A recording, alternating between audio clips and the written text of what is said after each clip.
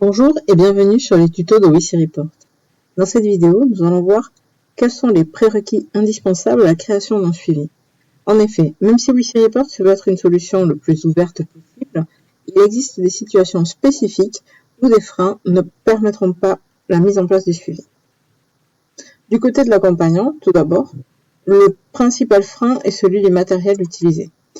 Pour le moment, on est en 2020, donc, WC Report ne peut s'utiliser que sur un ordinateur de bureau.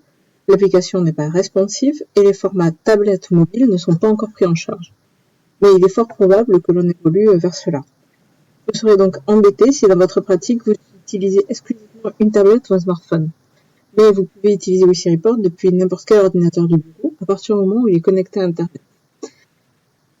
Dans tous les cas, si vous faites partie de ces utilisateurs sur tablette, smartphone, n'hésitez pas à nous le faire savoir via le formulaire du site internet pour évaluer le besoin et prioriser les développements futurs. Du côté de l'utilisateur, à présent, plusieurs points doivent être vérifiés. Sa situation, WC Report a du sens lorsque les rendez-vous commencent à s'espacer. En effet, un utilisateur pourrait se demander pourquoi il répond tous les jours à des questions si vous le voyez régulièrement, voire tous les jours, comme cela peut être le cas dans un ESAT, par exemple. On pense donc plutôt à des personnes qui vont accéder à un emploi en milieu ordinaire ou une personne qui commence à se stabiliser suffisamment pour espacer les rangs. D'un point de vue technique, avant d'envisager le suivi, vous devez vous assurer de quelques points. Il faut être sûr que l'utilisateur est lecteur. S'il ne l'est pas, l'utilisation de SMS est possible, mais plus lourde à mettre en place avec des assistants vocaux. L'utilisateur doit ensuite avoir un téléphone portable à sa disposition. Pas forcément un smartphone, car il aura uniquement à lire des SMS et à taper un chiffre. Les téléphones portables à touche, par exemple, sont donc tout à fait possibles. Avec ce téléphone portable, il doit disposer d'un forfait SMS important, encore mieux illimité. Il semblerait qu'aujourd'hui ce soit le cas pour la plupart, mais il vaut mieux vérifier qu'il n'est pas sur une formule qui limiterait le nombre de SMS envoyés.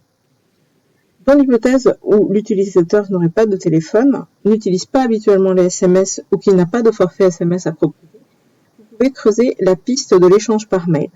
L'envoi des questions et les réponses par mail sont tout à fait possibles. Et si c'est plus approprié à la personne, vous pouvez basculer sur ce principe-là. Vous pouvez alors basculer de l'envoi de SMS à l'envoi de mail à partir de l'onglet Informations de son profil.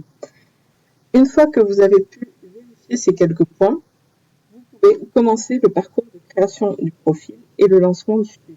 Vous avez ici toutes les étapes. À chaque étape correspond une vidéo sur la chaîne qui explique les principes de base et la démarche. Donc, de la création du nouvel utilisateur, les paramétrages de base, le respect du RGPD, l'envoi d'un SMS test, la détection des signaux faibles chez les employeurs et enfin le lancement du suivi. WC Report se construit avec vos retours. N'hésitez pas à commenter, à liker et à vous abonner pour être informé de notre actualité. À bientôt!